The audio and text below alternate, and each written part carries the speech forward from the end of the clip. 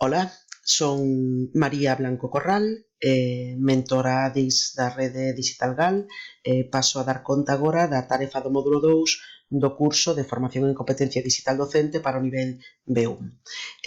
Comentar que as dúas partes de que consta esta tarefa están unificadas nun único produto, porque o programa de o Excel-Learning era algo totalmente descoñecido para min e creo que intentei quitarlle o maior partido posible.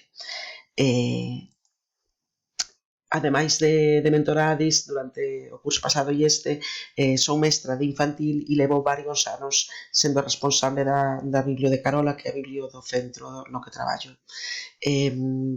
Con este o que pretendía facer era un recurso amplio e que nos dera unha visión xeral da nosa biblio, porque ademais é un dos motores principais do noso centro.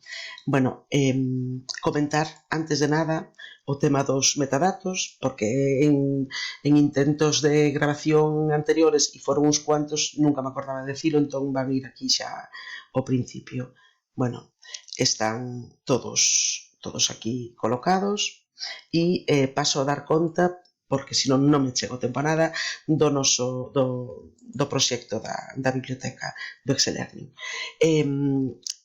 A hora de explicar a biblio de Carola, Carola é a nosa personaxe da nosa biblio, é unha galiña. Bueno, pois aquí aparecería o primeiro recurso do que boto man. É un plano do centro, da planta baixa, para poder ubicar no espacio os distintos recantos que forman parte da nosa biblio, a propia biblioteca, a aula de audiovisuais que se vai a crear grazas á participación do noso centro no proxecto de polos creativos, e a radio que estaría aquí no corredor de infantil, pero que non cheguei a dibuixar. Este plano está creado con este programa, con Fruit Planner, e, bueno, pues ten un acabado bastante gratificante. Bueno, incluín imaxes sobre a sinalización da biblioteca para ir facéndose unha idea de como é. O Excel-Learning plantexase en dous grandes bloques: imos a biblio para ler, imos a biblio para facer. No caso de para ler, pois incluín tamén aquí unha galería de imaxes, pois para dar conta do distinto mobiliario que nos ofrece a biblioteca para poder facer unha sesión de lectura en grupo, individual ou como se queira. Decir tamén que todas as páxinas levan incluídas un obxecto, neste caso unha flecha, que facilita a navegación, pensando sobre todo no uso que poida ter este recurso nas aulas e cando se proxecta na pantalla digital. Bueno, con respecto ao tema de ir á biblio para ler, o primeiro que temos que facer é coñecer como están organizados os libros, e que o sistema que seguimos é o da CDU, e en este caso esta versión ilustrada de Óscar Villán que fixo da CDU simplificada para a asesoría de bibliotecas. Incluín tamén ventanas emerxentes que van dando información de todo o que se comenta, e bueno, pois que significa as etiquetas nos lombos dos libros.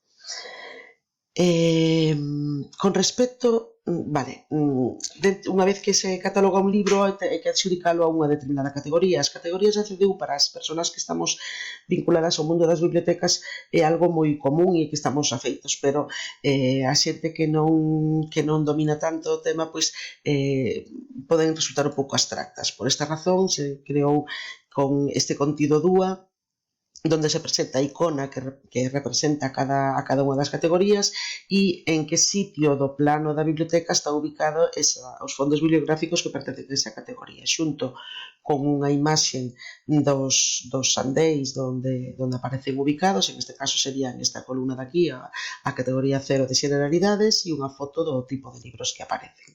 Bueno, exactamente igual para a categoría 2, para 3, para 4, para 4 non, que non existe, para 5, para 6 e para, bueno, todas iguales. E comentar a maiores pois que a categoría 8 ten un tratamento especial en este caso, porque debido a que a maior parte dos fondos bibliográficos da biblioteca, prácticamente casi a mitade, pertencen a esta categoría e están clasificadas en subcategorías que facilitan a organización destes libros. Así mesmo, a categoría 82N, que é de narrativa, contemplamos 3 tipos de coleccións: a que leva a etiqueta azul para os prelectores, a que leva a etiqueta vermella para primeiros lectores e a que leva a etiqueta verde para os lectores autónomos. E ofrecemos o sistema de ordenación alfabética para os nenos que aínda non saben ler ou que non saben o alfabeto, o abecedario. Aparecen tamén ubicadas esta categoría nos distintos espacios e unhas fotos dos andeis para saber exactamente onde se ubica cada unha das coleccións. Bueno,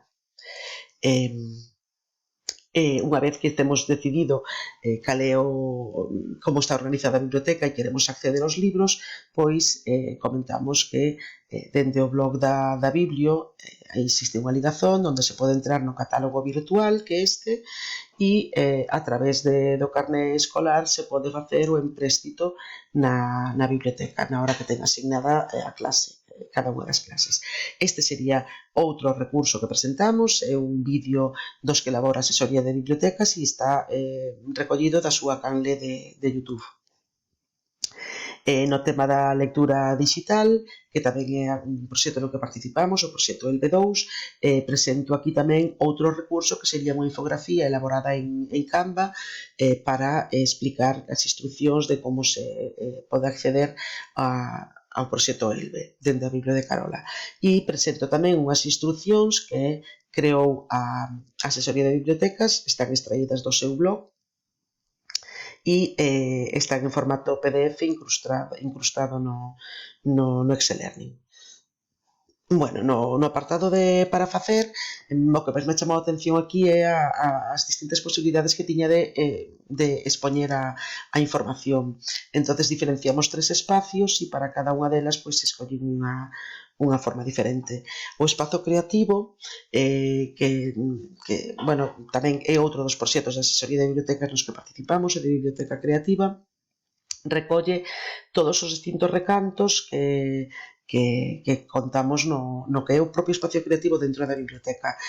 Ofrecemos imaxes dos recursos que temos e posibilidades de traballo. Bueno, pois de todo se ofrece mostra dos traballos que se foron facendo pois ata o momento, sobre todo ata que chegou a pandemia. No apartado de audiovisuais, a presentación en lapelas pois facilitou moitísimo as cousas. Aquí aparecen máis recursos que pertencen ao repositorio da canle de YouTube que ten a Biblio de Carola.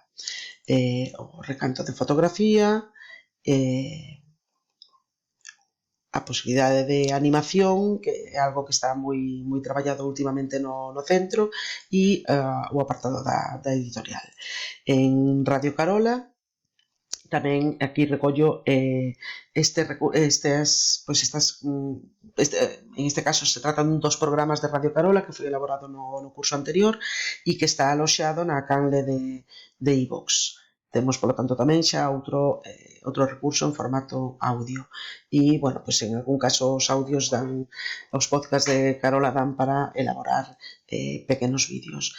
Se explica en que momento se pode ir a Biblio e a modo de traballo práctico que non podo presentar totalmente porque está sendo elaborado polo equipo de bibliotecas, pero non puiden evitar a tentación de crear algún tipo de actividade interactiva das que presentan o Excel Learning.